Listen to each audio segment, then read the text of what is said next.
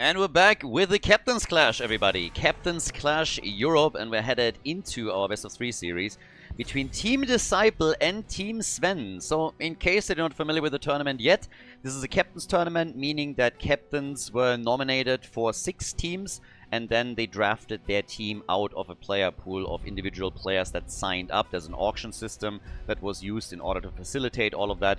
And it means that we have teams that have not been formed before the tournament. So we're not looking, you know, at the typical usual suspects that will then establish themselves within the top 3, top 4. But we still are judging a little bit, hey, how strong are these teams? How good of a job did the team captains do to draft themselves a team that can be competitive in this tournament here? And right now, there were some very interesting results already. We're still quite early in the round robin. We have 6 teams that play out a round robin. The top 4 advance to the playoffs. The bottom 2 drop out. And Team Sven, for example, has played 2 matches thus far and was able to win 1, lose 1. Team Disciple, on the other hand, they've been absolutely crushing it. They already defeated 2 opponents. And arguably, with their 2-0 track record, they also defeated some of the teams that were perceived to be the strongest, or very likely to be amongst the strongest.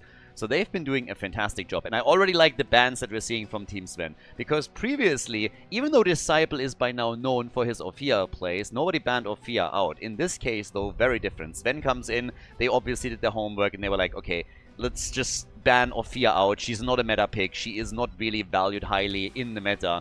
But Disciple keeps winning with that pick over and over again. So let's eliminate her from game number 1 at a minimum and see where that leads us. We're headed to Tomb of the Spider Queen. Also, as a quick side note, there are no draft restrictions, meaning going forward into game number 2, game number 3, you can still pick from the bunch. There are no pre-bans, there is no restrictions on playing a hero only a certain amount of time, so straight up vanilla tournament that is being played out here. And it should get pretty interesting. The games so far, honestly, were a blast. I mean, if you haven't caught any of the games yet, I would highly recommend that you check them out on YouTube if you watch there, because we had some absolute bangers. And if you watch on YouTube, hit that like button. You know the drill. Helps to promote the video to a wider audience, and also watch the whole thing to the end. So if you like the content here, if you would love more tournaments like this in the future, that simple click can already help a lot. And if you haven't subscribed yet, you should do that as well, of course. Now we get Blaze Tyrael at the beginning, and we get Malfurion. This is basically begging for a Tracer ban right here. Normally when you see Tyrael Malfurion, alarm bells start ringing, people are calling their daughters, their sons, and are calling them back home. There's like a big announcement, like get back to safety, Tracer is coming. So Tracer ban is one of the possibilities here, but obviously you can play that lineup also with different heroes to accommodate for. But it is the Holy Trinity for a reason. And they ban out Sergeant Hammer instead of Tracer, so that immediately begs the question, does that now mean that we're getting to see Tracer with Tyrael and Malfurion? Or are they deciding in favor of something else? Now, you obviously would need another hero that is a little bit better at maybe interrupting turn-in attempts and also has the wave clear to accommodate the team composition. But generally speaking, you can buzz around with Tracer and just rotate between the lanes and do your thing. Since Varian is now banned, this is looking more and more like a Tracer pick. Obviously, there's more things that you can do with Varian, but he is still, with his taunt, a really good tool against Tracer. Now, if Team Sven looks at this and says, like, okay, maybe we should have banned her, what are we going to do now? They could still pick her for themselves, of course, if they feel that that's the play here. They started things off with Rexa and with Sylvanas, but the red team, they still have a lot of wiggle room and flexibility in their draft. And, well, they go for Jojo, and they pick Ana. Ooh! Banana on Ana. They didn't ban Ana, so Banana picked Ana, because Banana's Ana is pretty bananas. But that leaves us with that potential Tracer pick. Now, if Banana can use Ana to hit a sleep dart on the target, then you can easily follow up with the rest of the team. But we'll see. The famous Banana Ana. Has been a while. Hasn't been that long. I think he played once in the last tournament too. But here comes Vala. So no Tracer pick. We get Vala instead, and we get Gul'dan. So the cowgirl is in the house. Gul'dan together with it. That leaves us with our final pick for the red team for Team Sven, as we have Azzy still waiting for an additional damage dealer. Now, with Gul'dan already picked, you normally want to have another mage that Ana can nano boost. But could go Mephisto if they wanted to have a mage here. There's a few other alternatives. Maybe they themselves thought they could lock in Gul'dan, but the blue team was a little bit faster. And now we get instead Maiev. So, ladies and gentlemen, map number 1. We have Team Sven going up against Team Disciple on Tomb of the Spider Queen. Team Disciple has been absolutely crushing it. These guys have been on point. And now they're heading into their third best of 3 in this round robin. With Scorch on Malfurion, we got Ubi on Blaze, Morenas on Gul'dan, with Nagrom playing the account Snaps here. He's playing Tyrael. And we got Disciple himself with Creed of the Hunter on level 1 playing Vala for the blue team. Over on the right side, it is Team Sven. They've been doing pretty okay too. They don't have a flawless track record here. They won one, lost one series. We have Sven on Rexa now. Uki is on Johanna. Banana on Ana, going straight into contact healing. And then we have Cesabos on Sylvanas. And last but not least, Azzy coming in with Maiev. So this is going to be the game where Team Sven is going to try and stop that utter rampage that the blue team has been on. They've been absolutely crushing it. They haven't even lost a single map yet. Some insane comebacks from them. Really great performance. But can they continue this also here on the second day of the tournament? Malfurion is immediately in some trouble, but gets assistance from Tyrael and also that shield. As Vala is moving in, they want the stacks. They get damage out, and Jojo is gone. Johanna is dead, and that is first blood right there. Nicely done. Big fight in the middle of the map to start us off, and that leaves us with stacks for Vala. She was able to lock in a few auto attacks. We get the kill against Jojo, so a bit of early game momentum that is being built up here by Team Disciple, and we'll see how much more they can do. Vala is obviously going to try to also use Misha, the pincushion, and just get stacks together. Needs to be careful with that stun that will appear eventually, but can technically really use Misha to get additional stacks together and then make the play from there. We have Tyrael on the pleb horse right now. Obviously, down at the bottom of the map, the Siege Giants are going to be one of the next targets, and it's currently Maiev who is taking care of that. Blaze needs to move out, and the camp has been taken. So, good news for Team Sven. They get the Siege Giants initially. We have the blue team a little bit faster around their own Bruiser camp. Vala still sitting in the middle, but is already getting pinged and essentially being told, you need to back off, and you need to back off quickly because that rotation is coming. It's all about the auto attacks right now, and so far, Disciple is actually hitting a fair amount here.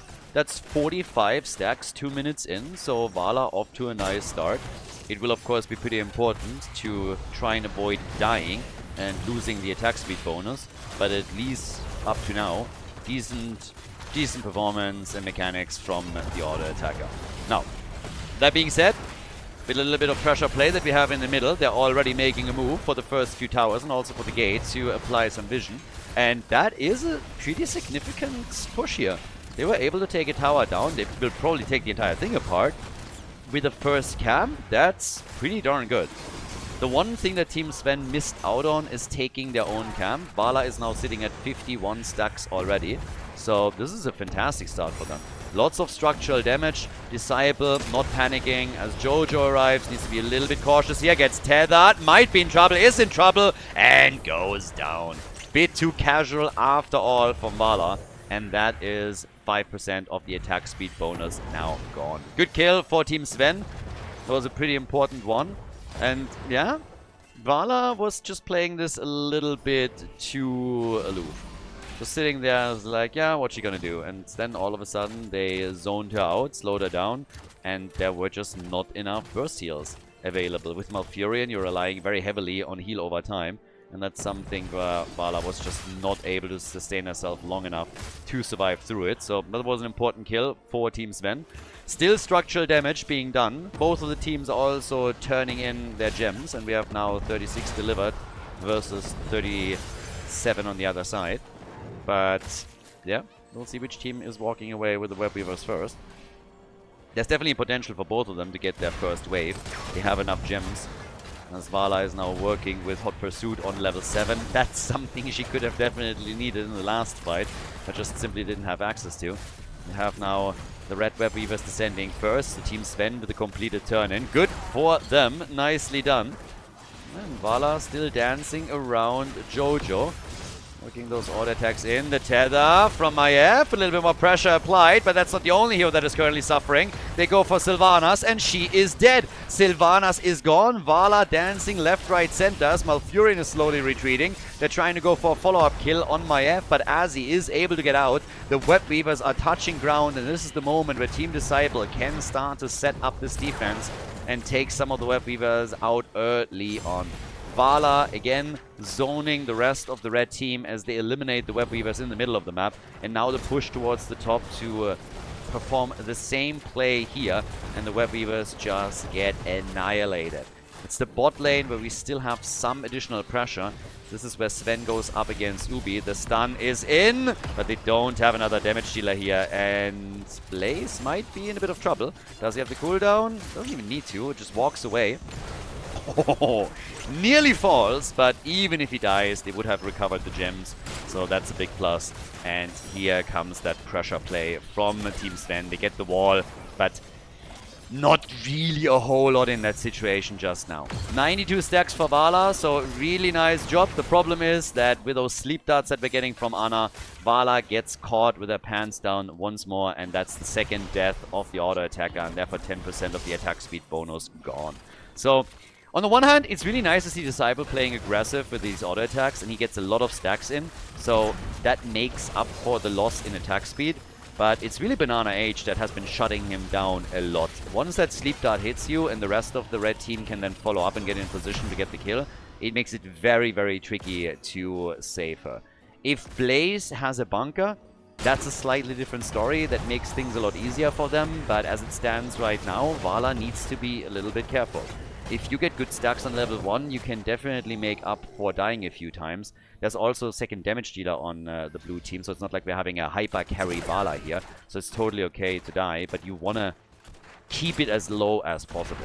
Would be a very different situation where instead of Gul'dan, we had another healer, another support hero to keep Vala alive. But right now, sleep darts are coming out. We're trying to go for the interrupt again and do. Don't forget, both teams can still go for a turn-in, but Team Disciple hasn't had one yet. So if they can turn in with, let's say, Gul'dan, that would help them a lot. And Gul'dan is trying exactly that. So this is going to be Web Weavers for the blue team. And now we'll just have to see how much damage they can really do with this. They should be able to do quite a bit in the middle of the map. They've already opened that wall up previously. But here's again the sleep dart, and Vala in trouble and gets sniped. The pattern just repeats itself. I actually don't think there was a sleep dart. I'm not quite sure. Oh, nice. Tyrael gets wrecked as well. So, first Vala falls and then Tyrael gets deleted, and all of this happening as the Web Weavers are already in play. So this is making it really difficult to get value out of that first objective. Vala now dead 3 times. Yeah, that definitely hurts. Now, when we're looking at damage numbers, then we still have Vala with 25,000 in the driver's seat. So she is still able to get the damage out, but she's also a primary target. And only 2 more deaths and all of that auto attack speed is gone. The defense, fairly easy because, well, there were no heroes to push with them. But that also means that the blue team is now falling a bit behind. Well done by Team Sven. As mentioned before, thus far, Team Disciple hasn't even lost a single map yet. They've been absolutely crushing it in this round robin phase. And they were, of course, hoping to continue that. But if they can or not, we'll see. Sleep darts once again. Ana always ready for another hit. Always here for another hit to throw that out. By now, we have level 13 coming in soonish. Vala coming in again, looking for a few more stacks. She's now on 2 quest rewards on level 1. The interrupts keep coming since Jojo was trying to deliver for the red team and get them a second Web Weaver wave, which thus far has been shut down. No nano boost for Ana. We already saw it in action earlier as Vala died for the 3rd time, that she went straight into sniper mode. And they're still interrupting. There's level 13s now. As he gets pushed back, he has 31 gems. I mean, he by himself can already do a lot. Once more, there's the play straight for Vala. Horrifies out too, and that's a perfect counter here. But the disc from Maiev shuts Vala down for a moment. The heals from Malfurion, the bunker on the ground, but it's still too late. Vala gets bursted and falls as Sylvanas jumps in deep was hoping to follow that up with another kill in the back line and couldn't really make that play. But now they focus on Maiev, and she still makes it. Maiev is still totally fine. Misha goes down, Material gets hit, gets slowed, gets put to sleep, and is able to slowly make his way back out of the fight. But this could be another turn-in now for Team Sven. And they indeed get the Web Weavers. So with 5 kills to 2, the red team is getting more and more momentum here. And it makes it difficult for Team Disciple to get a proper foothold in this first map of the best of 3 series. And that's of course especially true considering that Vala now has only 5% of her attack speed bonus left. Gul'dan has taken over in top damage for the team.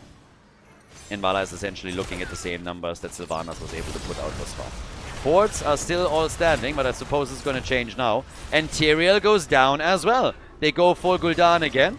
There's the explosion from Tyrael. Gul'dan with the tap on the fountain. And he gets killed too. And that's now gems lost. Now it starts hurting. Sylvanas enhances the push.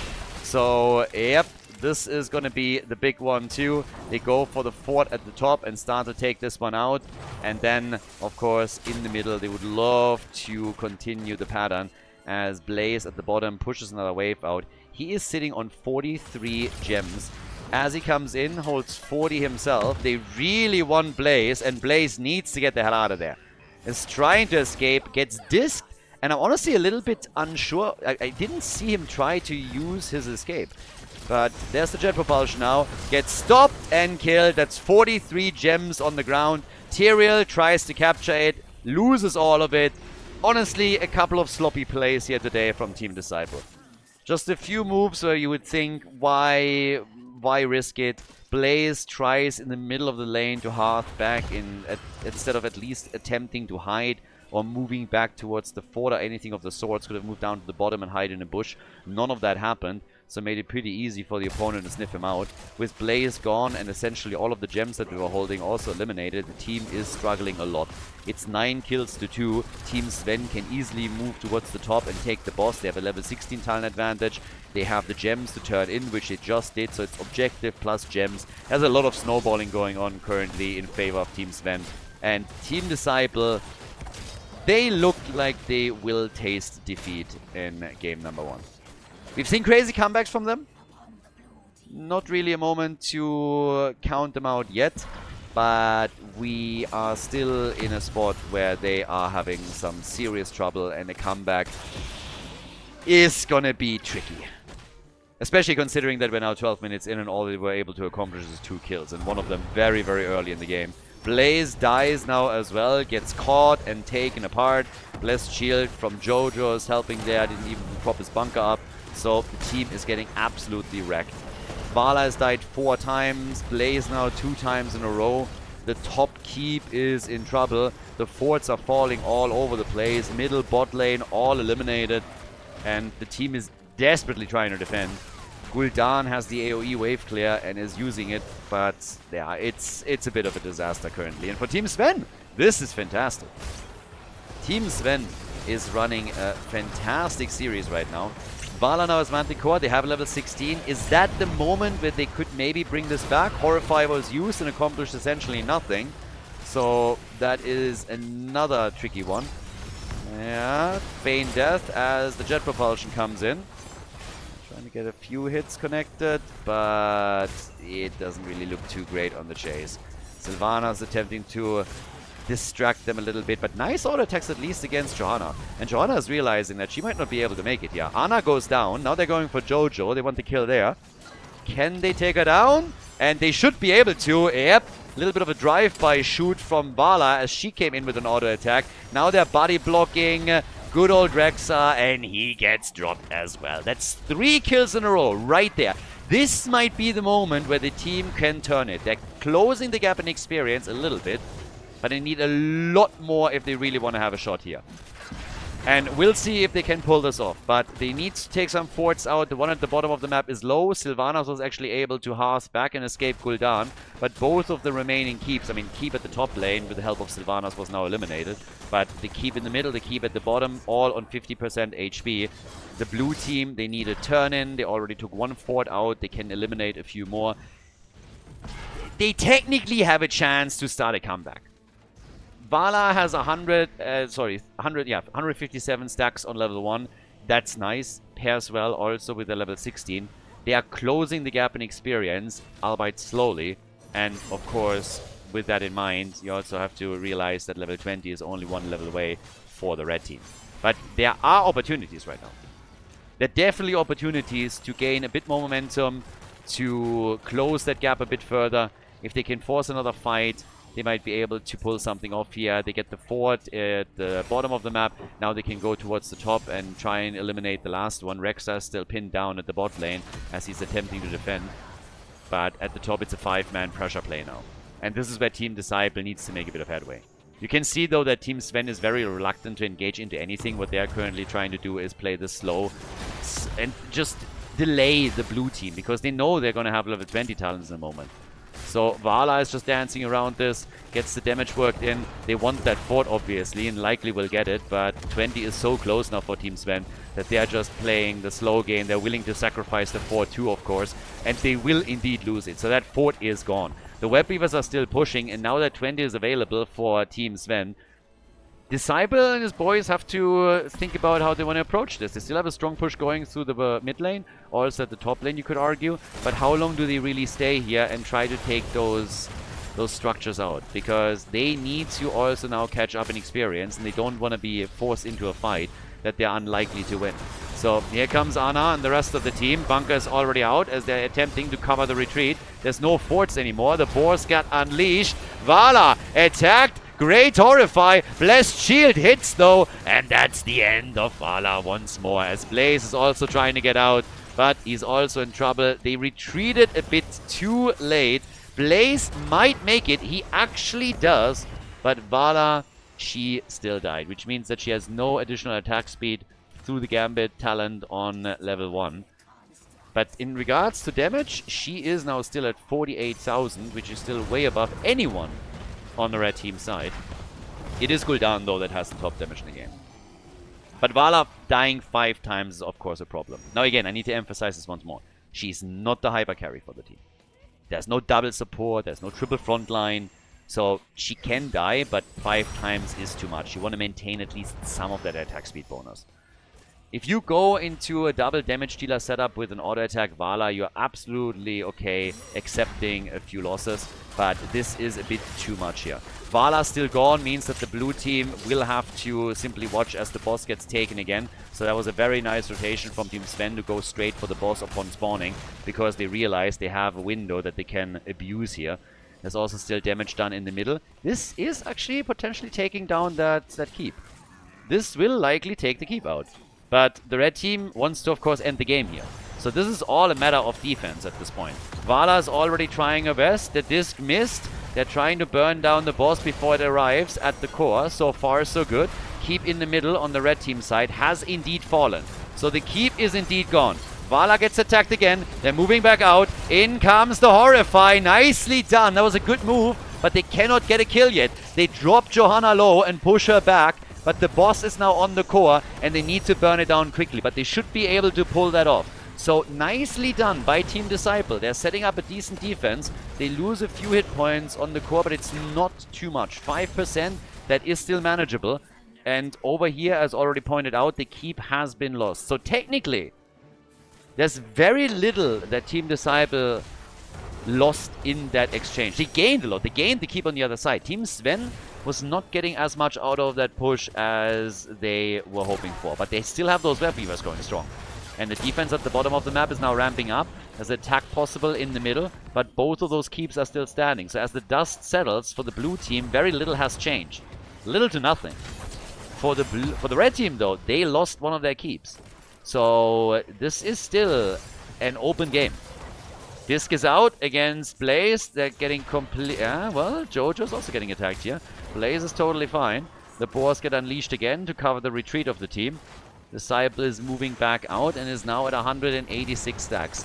Him going on 20 straight into Farflight Quiver is obviously a big tool. Blessed Shield is out. Here comes the play for Malfurion. Horrify gets used again. And Malfurion is dead, but so is Sylvanas. Sylvanas is gone. Vala with one attack after another. Going straight in for Oki, and they take Johanna down. Johanna is gone. Vala on 200 stacks. Another quest reward for her. And the damage keeps ramping up. Tyrael again with the aspect of justice here. Oh, the jet propulsion. Big hit. And Anna is gone. Anna is gone. So is the wall. And they are moving towards the middle. Can they end here? There's 2 defenders. Can they end with Vala and her auto attacks? They do not have a healer though.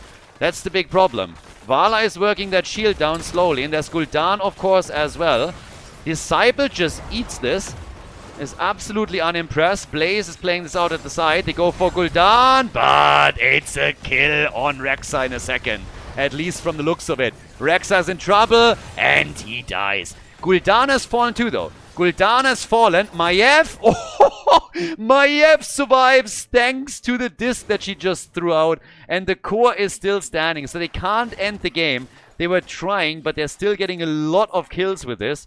And this is a wild one. Now we all of a sudden have Cesabos fighting it out against Vala. Already retreating here. They're trying to turn on Sylvanas. Arrow is out. In comes Maiev and thinks better of it as she retreats. But Sylvanas is still there. And now Anna is just firing away.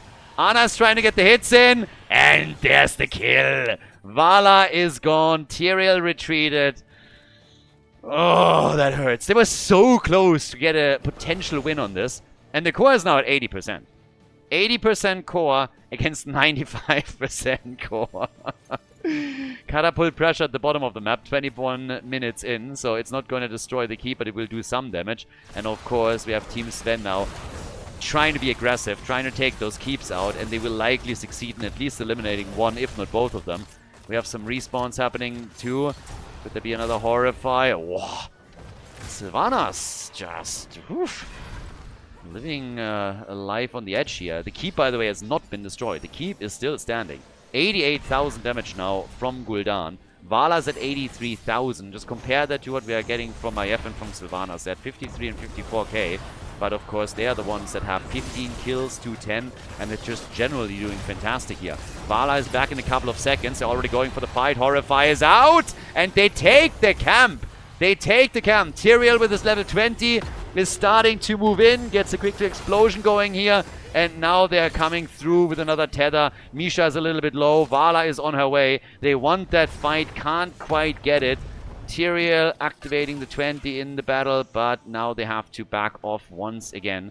Vala's at a 236 stacks. So she's closing in on another quest reward. And it's a wild game. I mean, oh my god. It's honestly getting a little bit crazy how this game turns left, right, left. One comeback after another. There was a time when Team Sven looked like the clear winner, but in typical fashion, Team Disciple is starting to bring this back. They're turning into the new Combat Kings. They really are. This is not the first series, not the first map that we have from them, but they are absolutely beasting it. Now they're trying to go for the boss, but the red team, of course, sniffs that out, is trying to come in and be aggressive here. So they're all setting up around the boss. Everybody is hoping for an opportunity to at least deny to the opponent, if not get a kill. Like maybe here, Tyrael gets disked, is in trouble. They could follow up on this. The stuns are out. Tyrael gets away. The bunker on the ground. The jet propulsion is connecting on Jojo. They want some damage, but a lot of ults got popped in that last fight.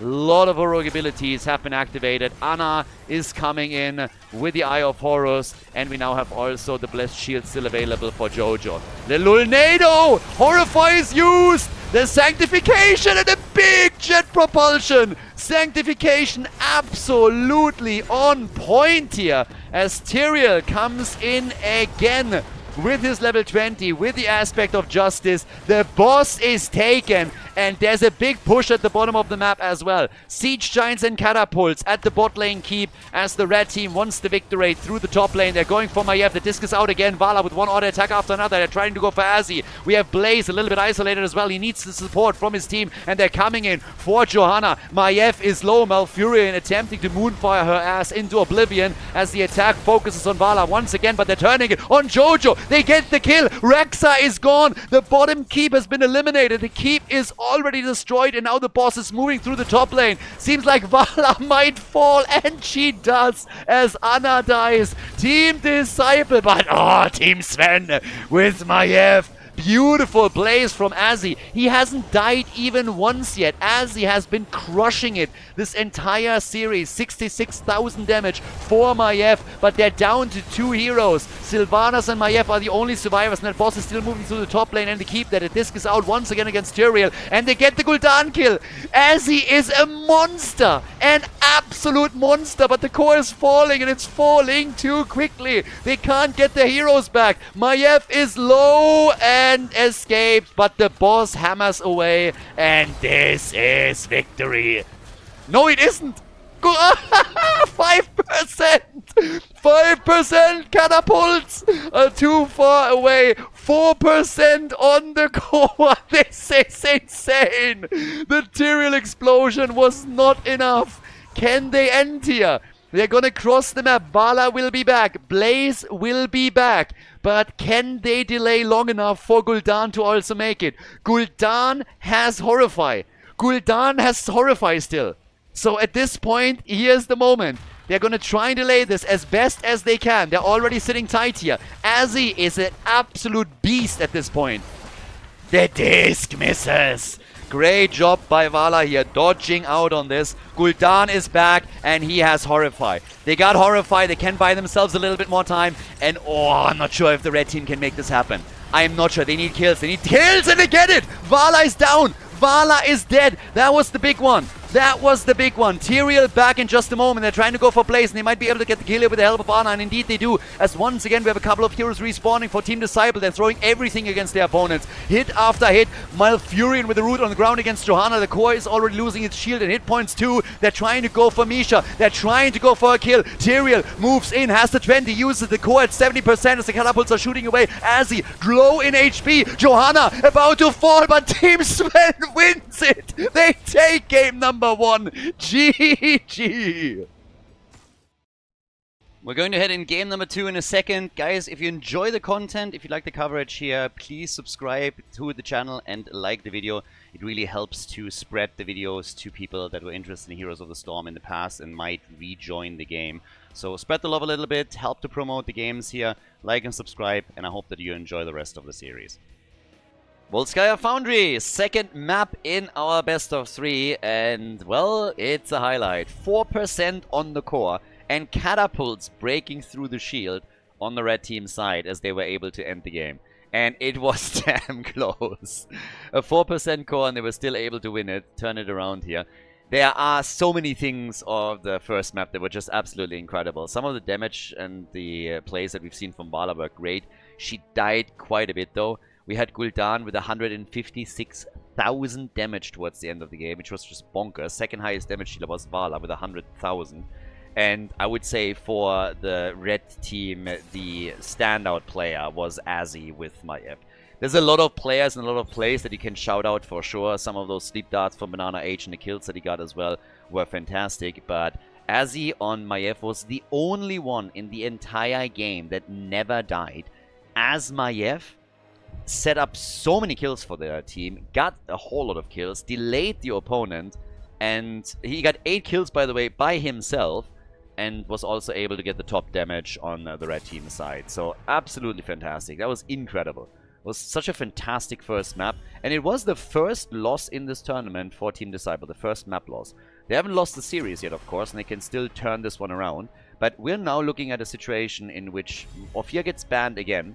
And yeah, we'll see what they can pull off, because now it starts to get interesting. Can Team Sven win this one? This would be big for them. Now, a reminder, we are in a round robin setup with 6 teams. So everybody plays 5 matches. And Team Disciple already won 2, so they're looking quite strong. On the other side, we have Team Sven, who has a 1-1 track record as they entered this series. And now, if they're able to win against Team Disciple, that would really go a long way for them. That would be a huge win, not only because they get those additional points, but in addition to that, it's also against a very tough opponent, one of the teams that currently established themselves as pretty much a top dog. Now, to be fair, we haven't seen all the teams play yet. Team Sadath, for example, hasn't played yet. Team Lopaka hasn't played yet either. So there are still teams that haven't even had a single game played. This is all because, you know, if you... This is a problem with the round robin. I actually alluded to this already in one of the previous games where I talked a bit about formats, advantages and disadvantages. In a round robin phase, it's relatively impossible to get a situation going, you know, where it's just like play day 1, play day 2, play day 3. For that, you need an actual league format as we had with HGC, and it requires a certain time investment also from players every single weekend. What you normally do as a tournament organizer these days is you're trying to cluster things a little bit more, so that, for example, the first weekend, 2 of the teams don't have to play at all. They play more matches than on the second weekend, so you don't tell the players, hey, you have to be ready 4 days out of those 2 weeks. You only have to be ready 2 days out of those weeks. That's why we have some teams that haven't even seen a single play yet. Now, they come in with that advantage that they have a little bit of information on the other teams, and they also know, hey, who do we have the best chance of winning against right now when we're looking at power levels? How many matches do we need to win in order to be able to move out of the round robin phase into the playoffs, and so on and so forth. But that's just how tournaments go that are in a semi-professional environment. Once that you are in a pro environment where you actually have so much money on the line that the players can make a full-time living out of it, you can also put additional restrictions on players and force them to play every single weekend and then have a proper play day format like you would have in a sports league. But with Heroes, we just don't have those resources. So right now, we're getting for Team Disciple their 3rd match, and the same also for Team Sven. And the bans obviously reflect a little bit what we've also seen in the previous games and the map. I mean, some of the bans, looking at Zul, looking at Lucio, looking at Falstead, clearly also catered to Volskaya Foundry as a map now. We start things with a lot of stuns on the side of Team Disciple, Blaze Jet Propulsion, Turanda Stun, ETC Power Slide. And that's when Medivh for the red team then comes into play. So Medivh really as a tool to keep everybody alive. Sven with the Vikings, and we get Vala. Azzy is now going for Vala. So the player that just excelled absolutely on Maiev looks at Disciple and says like, you know what? That Vala performance on the last map, mid at best, my friend. You want to know how it's done? No problem. I'm going to show you. So Azzy throwing down the gauntlet, and I noticed that this is not the first one that challenges Disciple, so to say. We had also Dino with the Sophia performance, but now we have Zeratul and we have Cassia. So, ladies and gentlemen, let's see what we're getting. Final pick, we got Uki, and what are we getting? We need a tank. We don't have a tank yet. We have Stukov and Medivh for the support, then we have the Vikings on the side, but we still need a main tank for the team on Volskaya Foundry, and this is match point, obviously. It's match point for Team Sven, so let's see what they're gonna get here. Could be interesting. Especially with the Vikings, of course. And then Vala will be the hyper carry for the team. And here comes Stitches. Ladies and gentlemen, stage is set. We're going to Volskaya Foundry. On the left, we got Ubi on Zeratul for Team Disciple. The blue team needs to win 2 in a row now in order to lock in a victory in this best-of-3 series. Disciple himself, the captain, is playing Cassia. We got Nagrom on the account Snaps with ETC. Morena's on Blaze, and Scorch is playing Turanda. As over on the right side of the map, it is again Viking time. Sven playing the side lane with Banana H on Stukov, as he has been raising expectations in the previous series with Maiev, so now he has to deliver on Vala. We got Cesarbos on Medivh, and then Uki on Stitches with Hungry for More as his level 1. So, time to party it up here and see what specifically Vala can do. Slightly different situation also with Vala in this particular team composition, because we have now more of a focus on her as the range damage dealer. Medivh as the additional support behind this is going to be one of the guys to watch out for, and we'll have to try and keep her alive, but it's not going well. They're not off to a good start. Full CC train on Vala, and then she just gets deleted here, so that's 5% of the attack speed gone. And this is a bit more of a problem than it was for Disciple on the first map, because now you are the main damage dealer. You are the main source, the only source really of ranged damage. I mean, yes.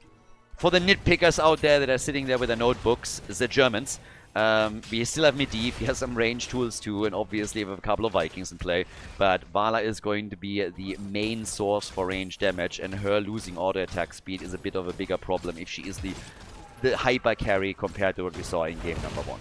Still, as is right now, we got stacks for Acacia on level 1 as well, so stacking all around the Lightning Fury for now. With Vala already dying once, this is going to be a bit of a play from them, just coming in over and over with CC trains and then the Hunter's Mark from Tyrande to try and make those kills a bit easier. This is really where Medivh needs to pop those shields quickly and have things ready for the team.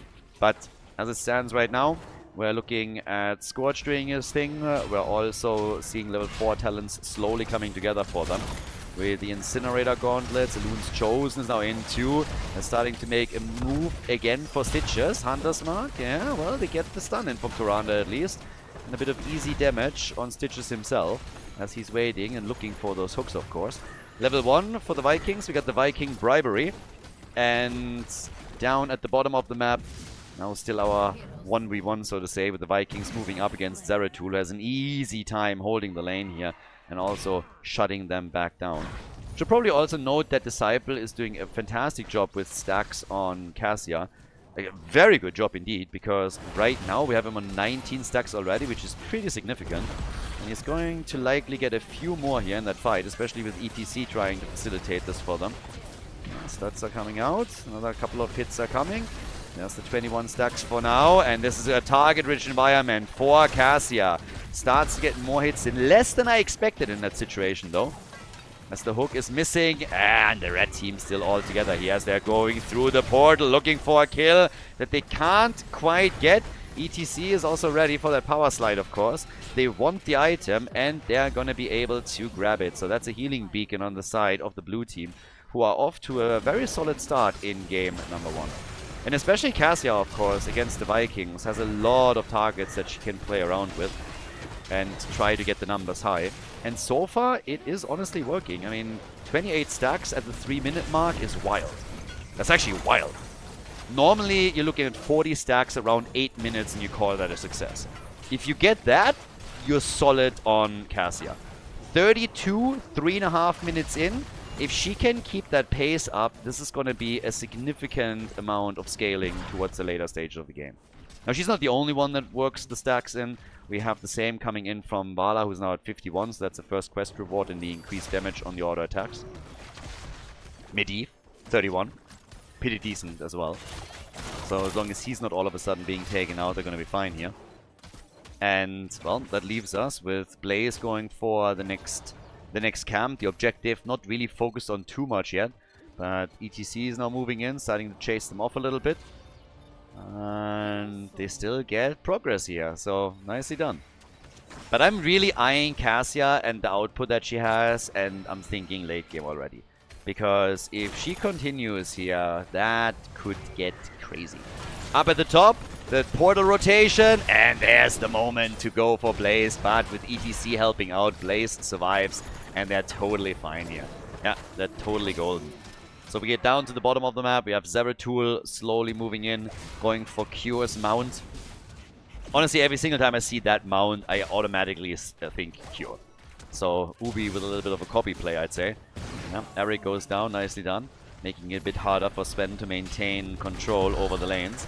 And all the way up at the top, a few more hits are now coming in from Cassia. Power slide, alright. And now breaking through that top side wall. Yeah, getting good momentum going here. As we have the red team a little bit hesitant. They're still looking for the hook, but level 10 is going to hit any second. Jet propulsion and the stun. ETC gets hooked and is down. Level 10 hits, but ETC is dead. Well done by Stitches in particular. Without that hook, it would have likely been an easy escape for for ETC after all. But now as it stands, that level 10 push is already a lot less scary because they need to wait for ETC to come back. They are still able to do some damage at least. We have Might of the Nerazim, of course, for Zeratul. That doesn't really come as a shock. we have already seen in action. The ball, lightning for Cassia, and of course Starfall for Toranda.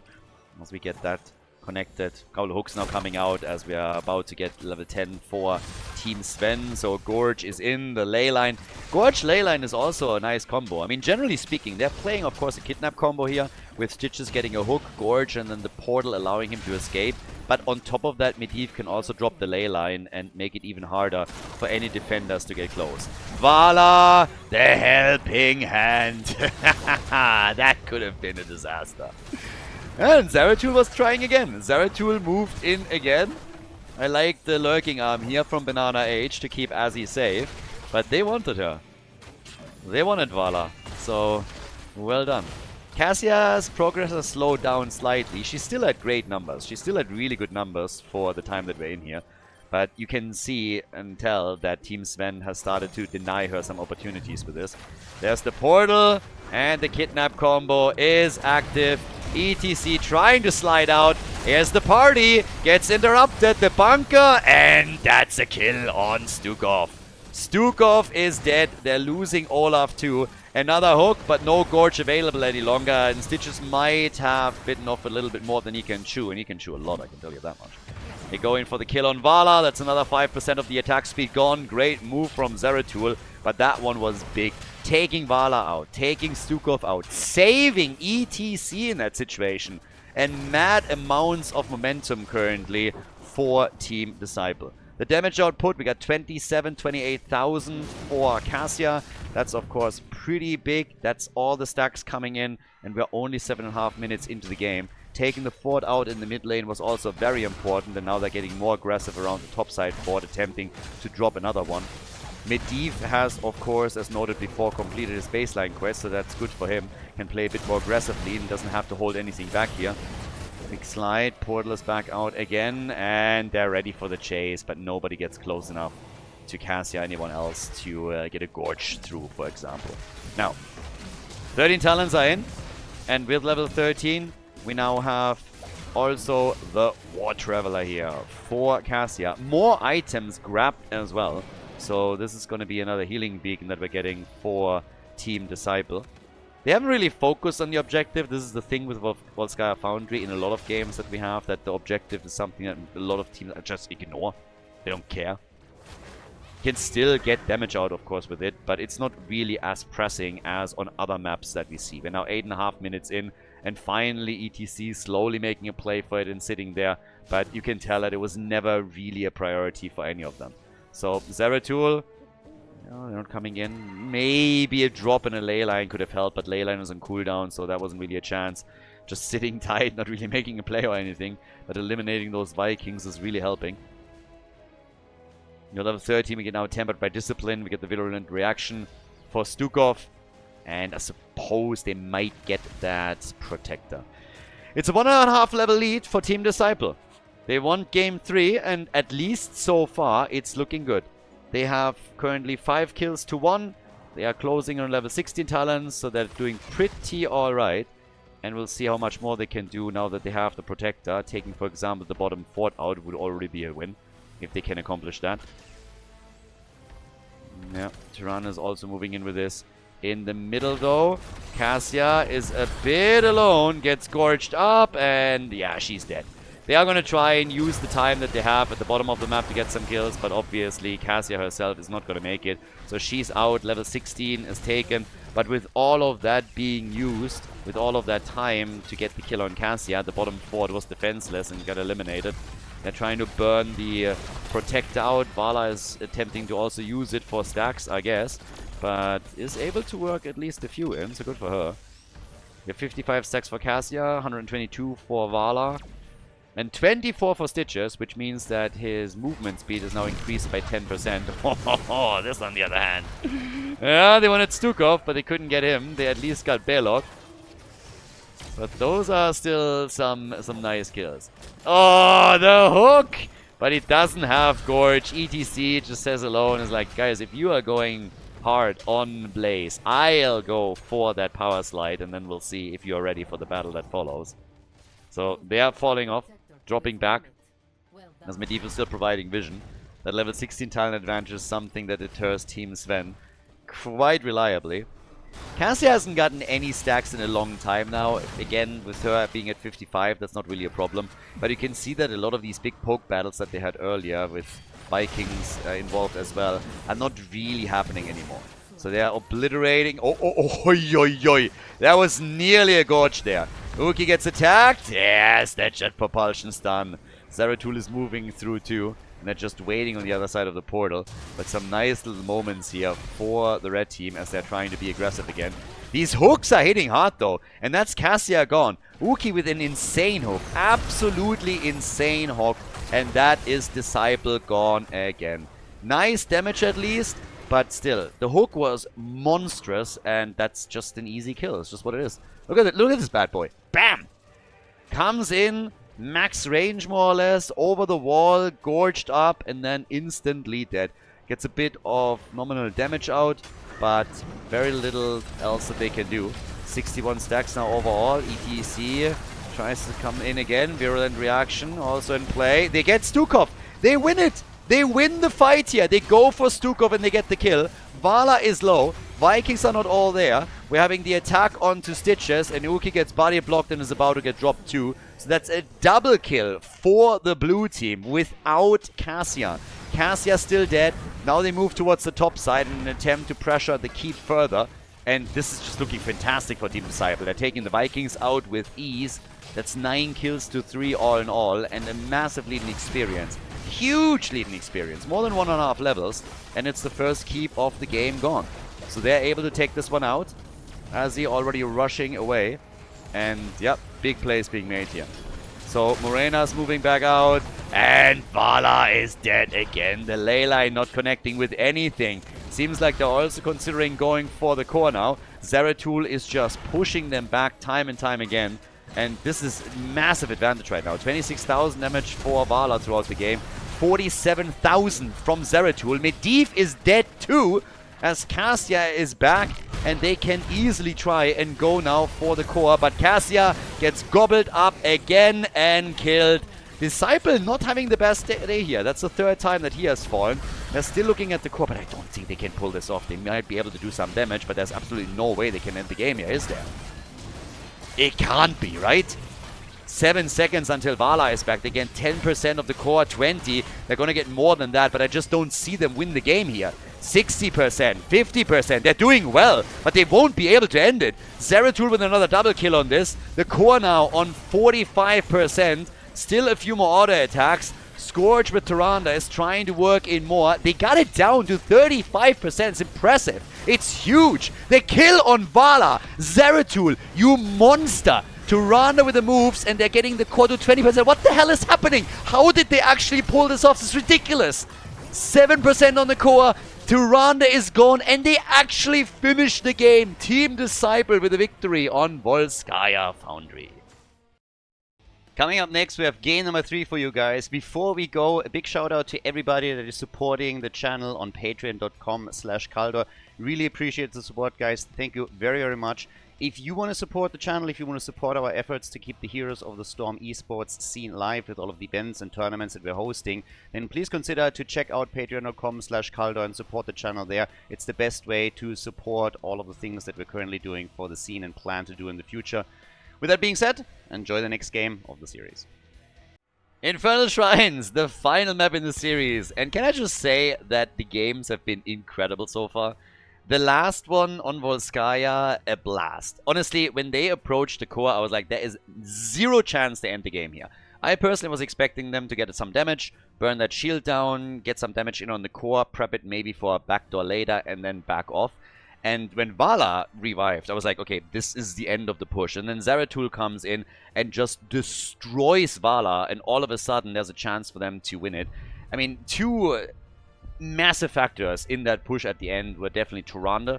Her surviving like this was insane. Honestly, some of the performances that we've seen from Scourge were just incredible. Not only here, but also in the previous 2 tournaments. So, tip to the hat.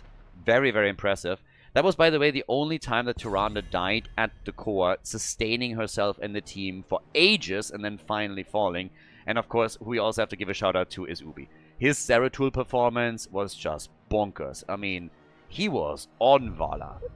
Nuts. Now we're going into the final one of this best of 3 series. And yeah, it's going to get interesting. Who's going to take it now? Last map was once more the show of the blue team. And, oh, somebody's nervous. Look at that. Missing the ban. Alright, alright, alright. So, somebody's having some trouble here. They're afraid, you know. They're jittering a little bit. Like, trying to pick and then they can't hit the right button. And all of a sudden, the timer runs out. That's the worst feeling. Paralyzed by fear. But we're going to Infernal Shrines. You need your AoE. They go for the Haka. Do we get Blaze now for Team Disciple? Or what is their side laner going to be here? Yeah. I mean, with the Haka, you already have a global, so you can play the side lane and try and get your team some extra experience before you're engaging into any battle. But for the blue team, with the insane team fights that we have, what are we getting? Hogger from Ubi. We could actually look at a triple frontline for them again, if they're starting this early with a Hogger pick. Malfurion as well. Scorch had... I mean, again, respect. This team is crazy. That they are now 2-0 in match wins and now 1-1. They could make it a 3-0 is... It's pretty crazy. But it's awesome, honestly. Like, I did think they would do well. But just looking at the lineups of them, of other teams, I expected them to be in a solid midfield. But they are establishing themselves very high up in the pecking order. Now we got Ophia on the other side. So again, the hero that oftentimes gets played by Disciple himself gets picked away by Team Sven. Running it with Azzy here as we're going for the final bans. So time to see what we're going to get. Jojo, great pick, by the way. Again, for Infernal Shrines, that extra AoE that you get with her, the Blessed Shield setup, lots of good tools now on the side of Team Sven that they can use here. And they have done well. I mean, they've done really, really well. Sylvanas gets banned. And now Team Sven, what are they banning? Are we going to get another missed ban? I don't think so. You know, they're trying to, like, establish something. We don't even need to ban against you. We got this in the back. We gave you map 2. Bans? Take whatever you want. No. I highly doubt that that's what's happening, but still. We get a Diablo ban, so frontline ban against the blue team. And now a bit of an idea of what, well, Nagrom is going to take. I was earlier thinking that maybe we're going to get another variant comp. We had a few in the recent matches that were played by the teams, but given the lineup that they're currently running here, I don't think that is what's going to happen here. Malfurion could always follow up and can also isolate targets that are trying to come through the choke points. But we get Vala again and Tyrael. So this is where it's going to get interesting. Another range damage dealer, or are we going to get a triple frontline? You could obviously technically go into a double support, but I don't think that's what we're going to get. But a triple frontline would also put Vala in a situation where she's the main, the only range damage dealer, the hyper carry, and then you really have to protect her to make sure that she doesn't fall. The triple frontline would then try to create enough space. With the mage, though, if they add one, they would have more wave clear. Gul'dan could be really strong also to establish some dominance on the shrine, get that Horrify through. Cassia on the side of Team Sven together with Rhaegar. That gives them also the lightning shield, which can of course give you a little bit more AoE damage when you're operating on the shrine itself. But it leaves us with the final pick. Can still swap things around, but for now it's Disciple's choice. Infernal Shrines, the final map in the best of 3 series here in the round robin of the Captain's Clash Europe. And, well, final pick is Alarak. Okay, new Alarak. Let's see what's going to happen with him. That's going to be good. Alarak is chosen, first time in the new tournament here. And we have our final map, Infernal Shrine. So without further ado, let's jump right in. Team Disciple, with a victory on Volskaya Foundry, find themselves now in a spot where they can still take this series here. We have, on the left, the captain for the blue team, Disciple himself with Alarak. So after all of those knockback changes and everything, Alarak can now prove his worth in the latest patch. We got Ubi on Hogger, Morenas on Vala with Nagrom on Tyrael, Scorch on Malfurion, and over on the right side it is Team Sven with Azzy on Orphea. We're getting Banana H on Rhaegar, Sven the captain with Dehaka, Cesabos on Cassia, and Uki is playing Jojo. And I'm a happy panda. I am really happy. This is awesome. Fire at will on level 1 for Vala. We're getting a multi-shot build for her. This is the best map if you want to play with multi-shot. You have a lot of objectives that are just centered around a small area where you will get value out of your talent. And if you stack it reliably, then you can get massive damage out against those minion waves on the shrines. You can get in the big team fights, also good damage delivered. So I like that we have, for Vala, oftentimes now, builds that get adapted to the map. We've seen arrow builds on Battlefield of Eternity, we've seen it on Tomb of the... No, not so much on Tomb of Spider Queen, also on Towers of Doom, and we see the occasional multi-shot build, even though that's probably the one build that gets used the least. Multi-shot isn't really all that common. We had it in the Underdog Cup, but let's face it, on the top level, a multi-shot play is happening very, very rarely. But it's awesome that it still happens at all. So Vala is going to try and stack this up, carpet the objective whenever the fights happen later. We have stacks also coming in for Cassia over on the right side with Thunderstroke as a level 1 quest. Alarak obviously has gone also into a build focusing straight onto Extended Lightning on level 1, and we're gonna get the stacks on level 4 with camps being locked in from the teams. As top side we have the 1v1, which apparently doesn't get respected by Orphea. They're trying for Hogger. Yes, Sven nearly died, but it was a bait. It was a ruse all along, but Ubi is simply moving out. No problem for him. Easy escape. No problem whatsoever. Yeah, they love to force them to defend here, because that means that Vala can get herself another few stacks. She's already sitting on 9 stacks, and it would be nice to complete this, of course, in time for the objective. And then in addition to that, we have Arsenals that gives you the range increase, which in and of itself is already amazing. You have a little bit of mana refunding. As Disciple gets attacked and hit and then commits Sudoku. Why? Seriously, why? What was the thought process there? Disciple is a little bit off today. I'm not quite sure what exactly is going on, but look at this. So he's like, oh, I gotta heal. And then he moves out and boom, just dies. The team is compensating very well for it, but I have to say that at least in our first series today, compared to yesterday, Disciple is just a little bit off. So, yeah. Alara can redeem himself, but that death was absolutely unnecessary. So, didn't lose too much. It's not like, oh my god, they lost the game here, or ooh, now they have to try and catch up. But it was just one of those things where you ask yourself, what just happened? Did you think the hero was on your team? What was the mistake there? 13 stacks for Vala, so there's that. I mean, maybe he was partying yesterday. I don't know. It's pretty late. So even if you went for a massive party and you had a good night, you should by now be sober again. But Disciple, a little bit off on this one. 6 stacks now for Alarak. So yeah, he's getting his stacks together on level 4. And the red team has, by the way, completely abandoned the shrine. It's not even trying to make a move there. Instead, they're trying to push the lanes and get value on the walls, which is obviously a tactic that we've seen in the past a lot. And here we see it once again. And down at the bottom of the map, they're going to go for that pretty easily. Disciple and Vala are currently the two that are dealing with all of it. Top side, the wall has fallen.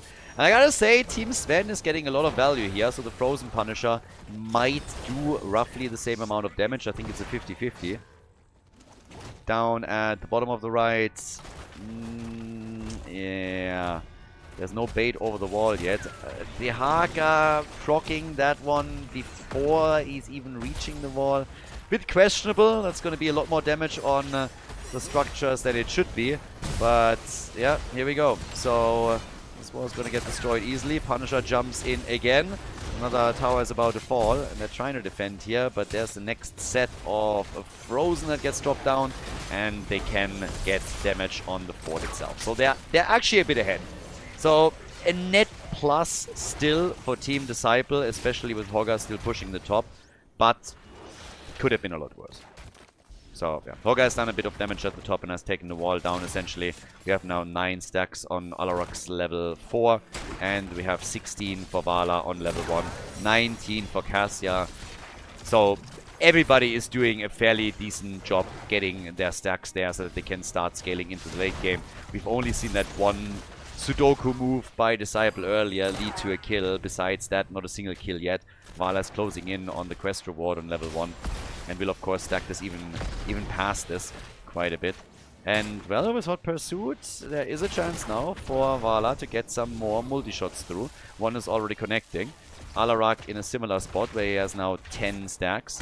So he is ramping that damage up as we speak. Yeah, gets another one here. Sucked in for just a second. Vala with another big hit. And the quest is completed. Quest reward is in. So now we have even more of a damage increase. Vala's going to attempt to build, obviously, on that. But this is already going to help on the next objective, on minion waves that are spawning from here on out. Both teams with level 10 abilities. So a bit of a knockback play that we're seeing from Alarak, as there's no real surprises on the tools that are being used as heroic abilities. Counter-Strike is in. We got the Shockwave. We got for Cassia, Valkyrie, Overball Lightning. Top side gets still pressured against Hogga, so he needs to be careful. It's that Dehaka plus Ophia play that we've seen already earlier, used by Team Sven. But that also means that they are missing a hero down at the bottom of the map for the defense. Nice move against Malfurion, though. That was really nicely done. Banana H with the Ancestral, keeping the boys and girls alive. Has to move out, though. But that was a pretty important one. They get the kills, and that's a triple, baby. 3 heroes gone. That was nicely done. The ult from Cassia really helping out here. And then the follow-up with the Blessed Shield. So that allowed them to get a kill on Malfurion. And after that, it's a cleanup job. 4 kills to 0 for Team Sven. And a solid start into the game now. Nobody has lost a fort yet. There's damage at the bottom of the map that's now accumulating up. When it comes to raw numbers, we have 17,000 now for Hogga, who has been going 1v2 for most of the game at the top. Or for large chunks of the game. Vala with 15,000, Alarak with 14,000, and over on the red team side, not a whole lot of the heroes can keep up with that. We have Cassia basically being the only one with 16k herself, Ophia also trying to get there. But, of course, with the next objective now coming up, there is an advantage for Team Sven, since they might be able to get themselves a level 13 talent in time. Since Alarak is pushing at the bottom of the map a bit further, they could apply more pressure onto that bottom fort. But the objective, the shrine, is now active. And everybody is starting to slowly make a play for it. So already we're having Vala in position. And this is of course where all of that AoE is going to then come into play for her. Can use it against the opponent's team. And does also the minion wave. And is keeping the stacks up as we speak. So Vala with that AoE. Alarak trying the combo. Jojo with the Condemn is slowly coming in. And there's another big move from Vala. And the follow-up from Alarak as they're coming in to take Jojo out. Rhaegar with a great Ancestral to limit the damage a little bit and ensure that they're not losing more heroes in that process. But we have now level 13 talents on both sides. And it is the blue team that controls the objective. The blue team is doing their thing here with a lead. And, well, here comes the ult from Ophia as she's starting to jump in. Cassia also pushing this out. Dehaka and Hogga still sitting on those side lanes. But, well, Team Disciple is getting more and more minion stacks. Vala now at 28 stacks. Alarak has 20 on his level 4. 42 for Cassia. So everybody is benefiting from those skirmishes. At least everybody that has a stacking talent. Vala comes in again. They're unleashing that multi-shot damage. Alarak with the combo. They try for Cassia, but they can't get the kill. What about Tyrael? He's low. Sacrifice himself here. Once the explosion moves back out, gets the hit in. Alarak is alive. And we have Vala getting attacked, but she grabs the Punisher for the team. Vala gets attacked and killed, but she gets the Punisher. So they're not losing out on the objective, at least. So that's good. Here comes the Blessed Shield. And Alarak finds himself on the receiving end of an ass-kicking and goes down. 7 kills to 1 now. All of that sadism lost as well. We had Hogga sitting on that side lane a bit longer and trying to apply pressure. The bottom fort has been therefore eliminated. And in the middle, this fort is also taking damage. So structurally, the blue team is ahead. It's the experience where they are having troubles. They are half a level behind right now and struggling to get a proper foothold in this game. Now we have decent damage numbers on their end. Alarak is now on 24,000. Orphea, though, has taken over in the top damage department in the last game of the series. But look at the damage of Hogger, Alarak, and Vala. I mean, all three of them sitting at 23,000. I think all three of them here. So they are working the numbers in, but they can't get those kills. Nice. Nice little dodge from Ubi. Totally unimpressed, by the way. Moves through it, moves towards the top lane. Is like, coming through. Hasn't died yet here either. It is a little bit amusing, though. The Valkyrie attempt, and he's just like, I'm on my way. Now they're trying for him again. Does he have... Yeah, well, he has a shockwave, no Horde of Bullets, and... They might have missed him the first time, but he still gets killed. So, yeah, was maybe a little bit too sure of himself there. Alarak with another set of hits. Vala currently at 35 stacks. So, yeah. I mean, again, that's 70 damage additional. Probably not going to be enough here. But she's working those minion waves down pretty quickly, so that's good. But if they really want to have a big impact with her as the game continues, then they need a few more proper stacks from her. Maybe in those team fights when the red team is clumping up again, she can get some additional hits in, because there's not enough yet. It's not doing horrible or anything, but yeah, could definitely rank the damage up even further. Same is also true, of course, on the side of Alarak, is now sitting on 31 stacks on level 1. Sorry, on level 4. Has not completed his level 1 yet, and we have to still consider the sadism as well. Next objective spawning in the middle. Leading experience goes to Team Sven, but they don't have a talent advantage. Now the play for Sessa Boss. The Ancestral is out. Sanctification was used, and they move in for Malfurion, and they get the kill as Vala gets attacked. Turns it around with a quick arrow, but dies regardless. Disciple is now moving back out after completing his level 1 quest. So he's done on level 1 with the extended lightning. He has 38 stacks on level 4. But I still gotta say, this is dicey. 120 sadism, that's the good news for Alarak. After quest completion now, Hogger is jumping back out. Oh, and Alarak's damage is actually getting pretty up there. He's about to overtake Orphea, just as a bit of a side note. Good stacks on level 4 now, so Disciple is currently really starting to gain some momentum. And he has to, because the red team is ahead significantly in experience. 18 versus 17 more or less. Nearly a 1.5 level of a lead. The 4 that got destroyed on the red team side is a big bonus now for Team Disciple, so that they're at least able to get some extra passive experience, because they're struggling to catch up with the opponent. And they really have to now fight for that shrine, because they have even talents for now. But after that shrine battle, early level 20 for Team Sven is highly likely. So you want to get the most out of the situation here. But Hogger gets caught at the top and killed. And yep, this is starting to become really worrisome. Now there's a good chance that the objective is going to be lost to Team Disciple. And for Team Sven, it's fantastic. Team Sven is now in a position where they might be able to lock in an objective and then push with the level 20 advantage plus the Punisher. That's why the blue team is still willing to attack here. That's why they're willing to go for it. And saying like, guys, we got to do something. Good stacks for Disciple. Good stacks for Alarak. There's the Sanctification now to save him. And even Malfurion with the heals. They move in for Fear, but they can't get the kill. It's a 5 versus 4 the entire time here. Vala is at least capitalizing with additional stacks through those multi-shots. But they're struggling. It's now 30 stacks against 17 on the Shrine minions. Big wave, by the way, at the bottom of the map that is breaking through the wall here. Vala gets a few more hits in, but they will have to retreat. I do not think that they have a chance to bring this one back. 130 sadism for Alarak. He can't die. If he dies, they're losing so much potential damage. It's just too much. He's top damage in the game right now and for a reason. As long as they keep him alive, they at least have chances to bring this back. But the gap in experience is a huge worry from the perspective of the blue team. And for Team Sven, here's the momentum. The opportunity to maybe win this series. And if they win this, then they are in matches, for example, tied with Team Disciple. It would be a massive step forward for them to qualify for the next round of the event. And by the way, it's not only about just qualifying. Obviously, you want to establish yourself up at the top. The further up in the rankings you are after the round robin, the better. You're going to get an easier seed. You're going to get an easier opponent in the first round. It's going to make your entire life easier. It's not only about just barely qualifying. You want to make sure that you also have a good spot there so that you can capitalize on all of that work that you're putting in now. Level 20 talents for Team Sven.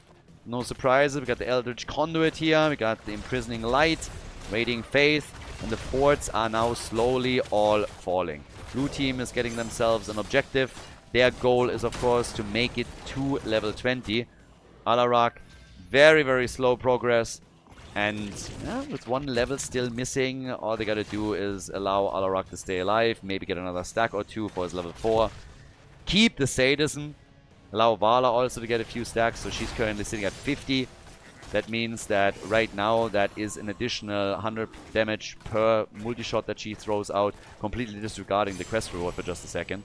But this is now benefiting them on defense. When there comes a new minion wave, Vala can contribute a lot to burn it down and leave the opponent a bit defenseless here. 68 stacks for Cassia. Obviously, especially well here too. But yeah, Vala just firing away here. Getting more hits in, getting more experience. And you can see that they're going to get level 20 in time. You need to make sure that they're not losing anyone. But there's no keep that is in danger of falling. The one in the middle has taken a bit of damage, but nothing too noteworthy. Vala down at the bottom of the map. Like multi-shot gets the arrow out. Simple rotation of the cooldowns and then immediately falling back. Not risking anything here. And they're able to get to level 20. And now this is where the show gets really interesting. Hasty bargain is what we're getting for Alarak. So that in and of itself for the next fight is also going to be pretty sweet. If he can use that as a bit of a trump card in the next big fight. We have on top of this the Power Spike. And we get the Farflight Quiver, which is of course another huge tool. With Tyrael we still have to see. And he goes Holy Arena. Forgoes the new 20. Goes into Holy Arena. And yep. That's right. There's the lick. I mean, that was pretty dumb.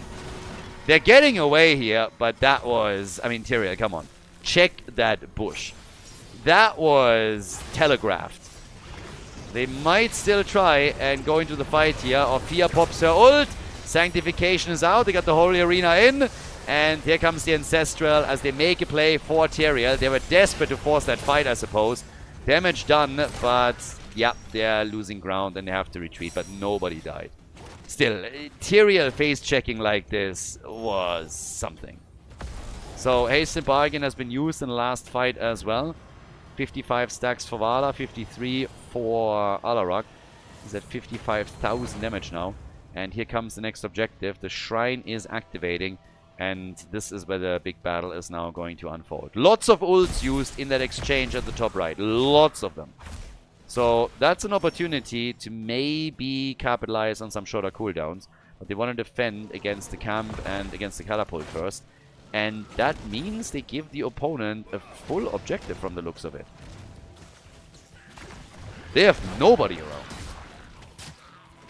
They're just letting that happen. Okay. That's a Mortar Punisher for free. Interesting. They wanted the cooldowns back. They wanted their rogue abilities back. They wanted their cooldowns. And they said like, yep, not willing to fight without them.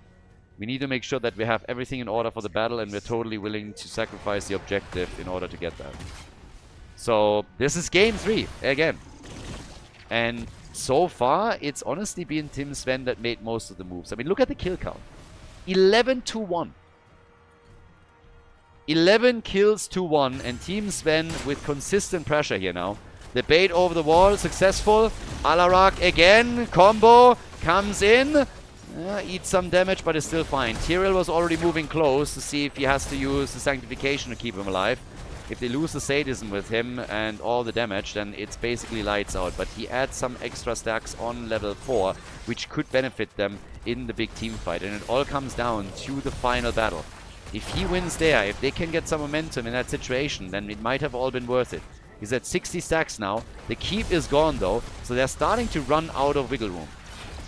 They're starting to run out of cards to play. Good combo from Alarak, and the Ancestral gets used. 5 stacks in that last encounter, but Vala is dead. Beautiful ult again by Cassia. Here comes the counter kill, and the core is taking damage. 70% on the core. They need to defend, and they do. 63%, but at 63, they are able to stop it, and now it's up to the chase. Hogga is already spinning out. They're getting Orphea into a corner and are trying to eliminate her. Orphea about to fall. Alarak with more damage. 80,000 now. Ubi is low, tries to escape, spins out, dies, but Banana H falls too. It's an absolute bloodbath at the bottom of the map now. Everybody dead or dying, and Alarak just absolutely popping off. Going ham on this. They move in for Sven, and they will get that kill too. 72 stacks now for Alarak. So he got 12 stacks in that last fight alone. Massive amount of damage, and it was 2 kills to 4 all in all. Huge plays by them. This, on the other hand, Vala needs to deal with it. She's going to be the one to come back because we're 21 minutes into the game now, and this means that the catapults are hitting hard. Vala on her way to the top. She's going to take care of it, but Alarak is starting to really have a big impact in the game. Huge impact. He's going to be the prime target, honestly, for Team Sven. If they can kill Alarak, most of the damage will be gone. They did a great job in the last fight, at least initially, taking Vala out as quickly as they did. But after that, they struggled. Cassia, just talking about her real quickly. While she is... Oh my god, the hasty bargain! Nearly gets the kill!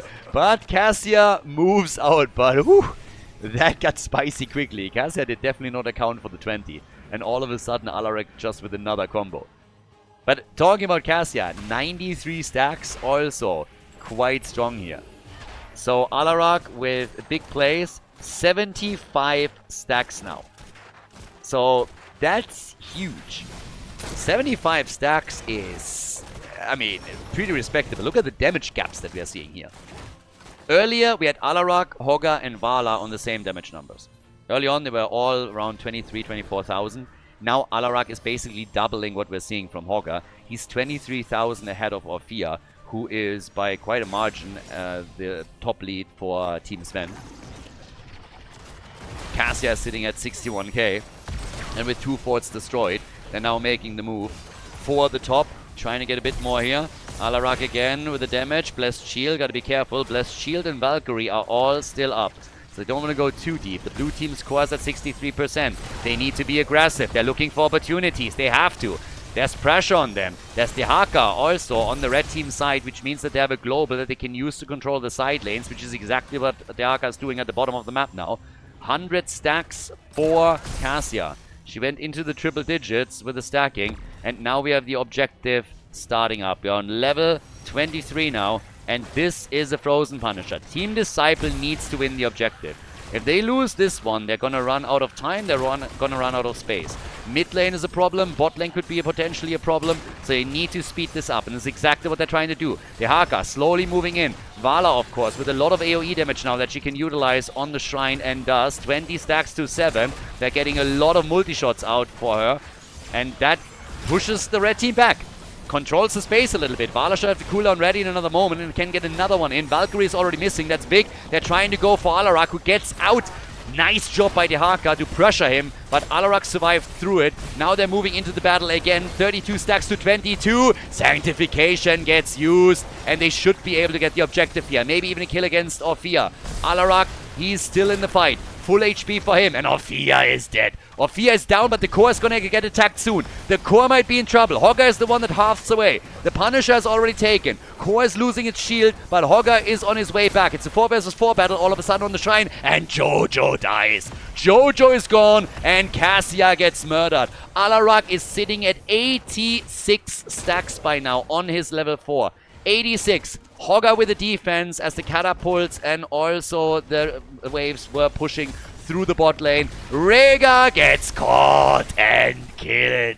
Team Disciple. What the hell? How are these guys every time just bringing these games back? This is nuts. They go through the middle like hot butter through cheese, breaking the wall, breaking the keep, going for the core.